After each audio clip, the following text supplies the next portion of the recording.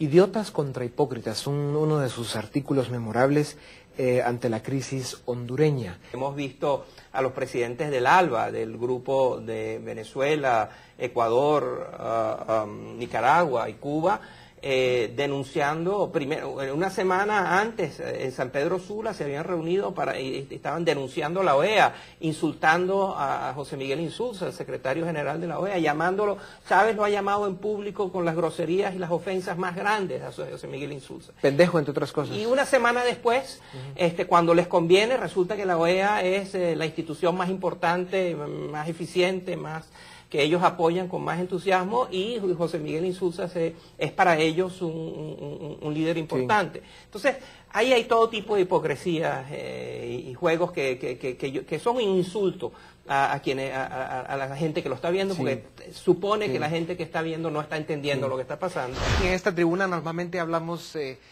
lo que es la verdad sobre Colombia, porque es un gran país que está dando un gran ejemplo, pero claro, rodeado de riesgos y amenazas importantes. Pero amenazas y riesgos que no solo son de Colombia, son de la región.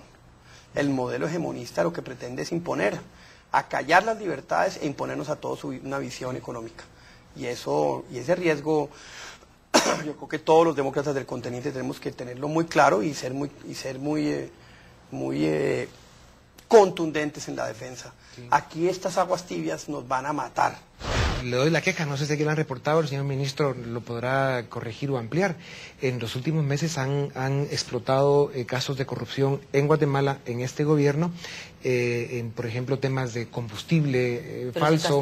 Hay un ministro fugado por ahí, hay señalamientos, hay una investigación, por supuesto pero estamos hablando de docenas de millones. Pero lo importante es que la corrupción se persiga, es decir, el ser humano, ahí estamos en eso, por ¿verdad? naturaleza lamentable. Pero lo importante yo creo es que se persiga, y cuando hay 3 o 4 ministros que fueron que son despedidos o lo que sea, pues se está atacando la corrupción. Mientras tanto ya se levantaron la plata al BID, ¿verdad? Y eso sí es grave. Ah, no lo sé. Yo creo que no. Que yo sepa, no hay ningún problema con ningún crédito del BID. ¿Cómo es eso? Ministro. Bueno, al final depende cómo manejen la caja central de la Tesorería Nacional, ¿no? Porque si, por ejemplo, para satisfacer la necesidad de liquidez... No se canalizó ningún recurso del BID, por ejemplo, al Ministerio de Gobernación, que puede haber sido ahí, no hay... Necesitamos tomar conciencia que América Latina no puede darse el lujo de tener 200 millones de pobres y gastar más de 45.000 millones de dólares en la compra de armamentos. Se equivocan. Nuestros enemigos no están en nuestras fronteras, están dentro de nuestros países. Veo ahí las compras a China, a Irán, a Rusia. El presidente Chávez sabe que conmigo estamos en diferentes veredas y alguien tiene que ponerle el cascabel al gato. Para hacer tortillas hay que romper huevos. Y usted los tiene bien puestos, presidente. Toda reforma tiene un momento, pero es un momento político que se debe de percibir.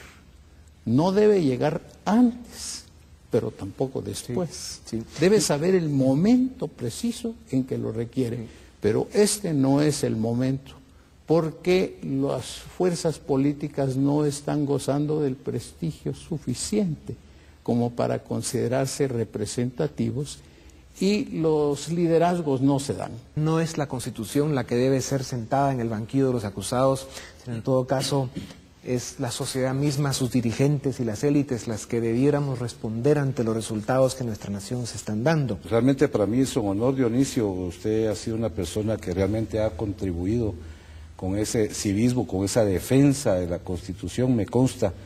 Estuvimos juntos en algunas reuniones, precisamente en el 2003, con muchas de las organizaciones de la sociedad civil, levantando esa bandera de patriotismo, y le cuento que es usted la primera persona que recibe este libro. Las demás personas están invitadas mañana, usted también está invitado, pero ya que estoy aquí precisamente hablando de esos 25 años, lo menos que puedo hacer en nombre de la Corte de Constitucionalidad, ser a usted el primero que le entrego esta especial obra. Muchísimas gracias, licenciado. Pues es un honor, un privilegio para mí recibirlo en nombre mío y de Libre Encuentro. De verdad lo agradezco, lo aprecio y respeto muchísimo este gesto. De alguna manera se ha de sentir como el doctor Carlos Castresana, desolada, con poco apoyo, y de alguna forma sin encontrar el eco que uno quisiera encontrar en las autoridades y en las instituciones que debieran ser las más interesadas en resolver los problemas del país, pero evidentemente se están dedicando a otras cosas. Lo más, yo diría que lo más triste es ver que primero interesan los negocios y priva el discurso electoral, y lo que menos les interesa es el país y los ciudadanos. Entonces, sí es lamentable, hay una frustración desde esa perspectiva. Puedo entender al doctor Castresana. Bueno, a mí me tocó vivirlo desde el punto de vista de la justicia. ¿Qué es lo que sucede? Que no hay una voluntad política en nuestro país precisamente para fortalecer la institucionalidad del sector justicia.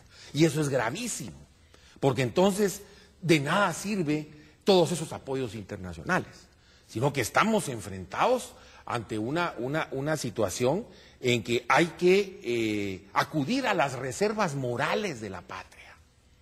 No podemos seguir esperando a que tomen totalmente el control, a que perdamos nuestro país.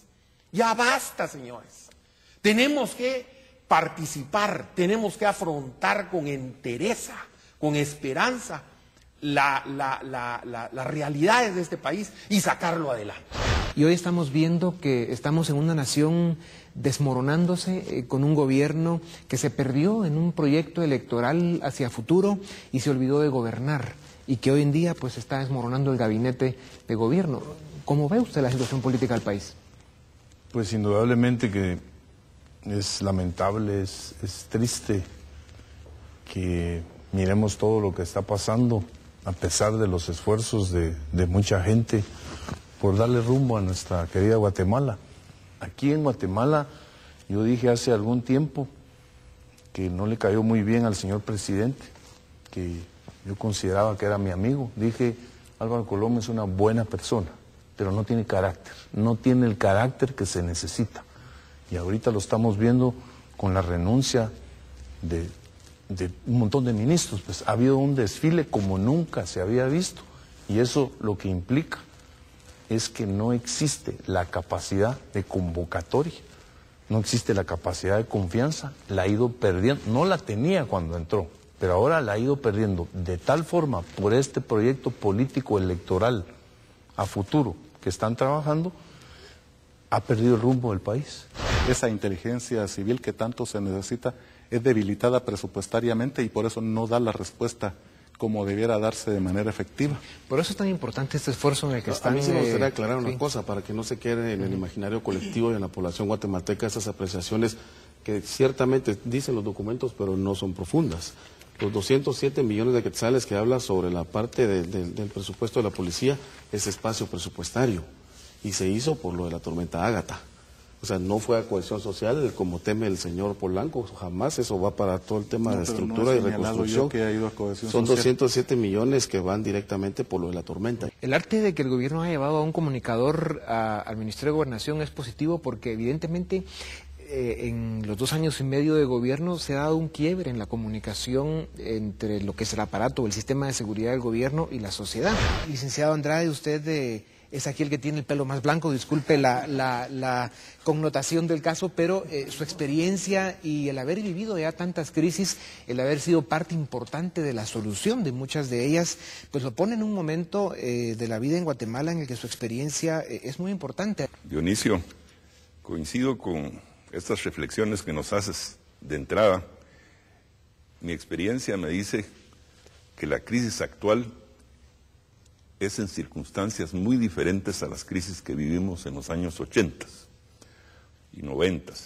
Esta crisis es mucho más profunda, es una crisis crónica, es una crisis en que el Estado de Derecho resulta vulnerado constantemente, empezando por las más altas autoridades de gobierno. Doctor Stein, usted tiene una gran experiencia mundial en estos temas, ha sido invitado, como ya dijimos, por la OEA para verificar procesos electorales en países donde han habido complicaciones de alguna manera similares a las que estamos descubriendo en Guatemala.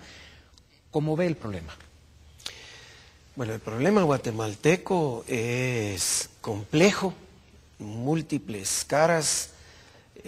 Para simplificar los comentarios, lo que no quiere decir que no querramos ir al fondo de la situación, yo trataría de dividir lo que es la certeza jurídica personal para cada ciudadana y cada ciudadano, que es un tema que necesita una solución de fondo para el mediano y largo plazo, porque de lo contrario no tendría ninguna estabilidad jurídico, legal, la vida de cualquiera persona, porque no podría acercarse a ningún trámite sin esa identificación.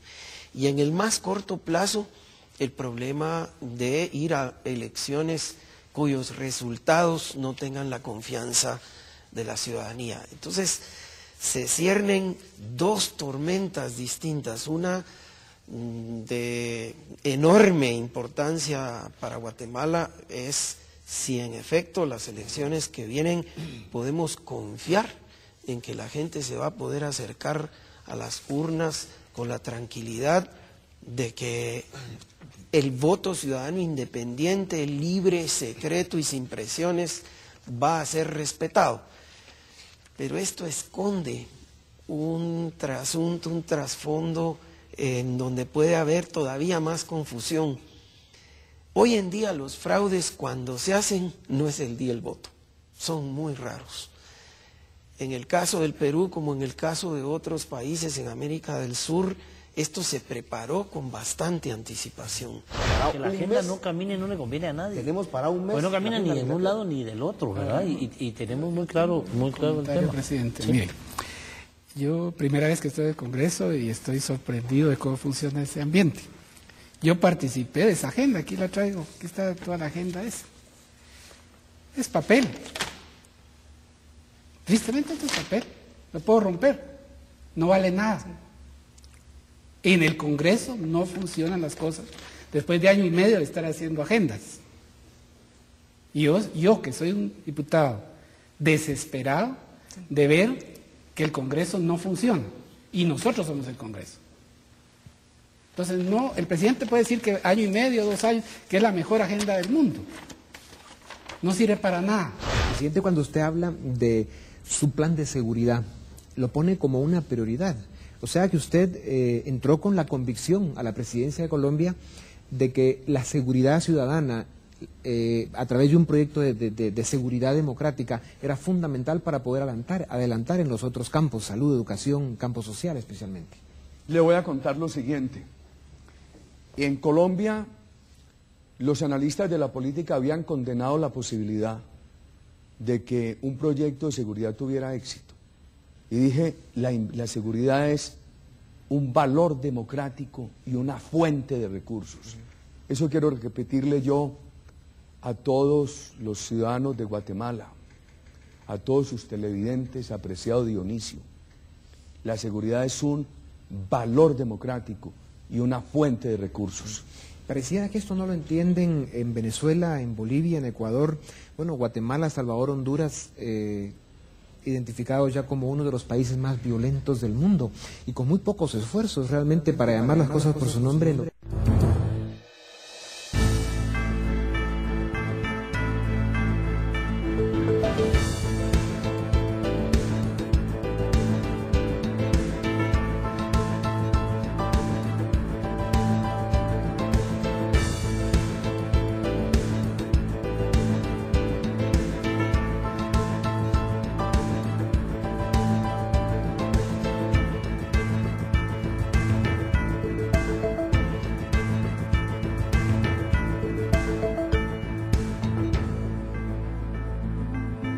Gracias, Guatemala, por estos 20 años. Hasta siempre.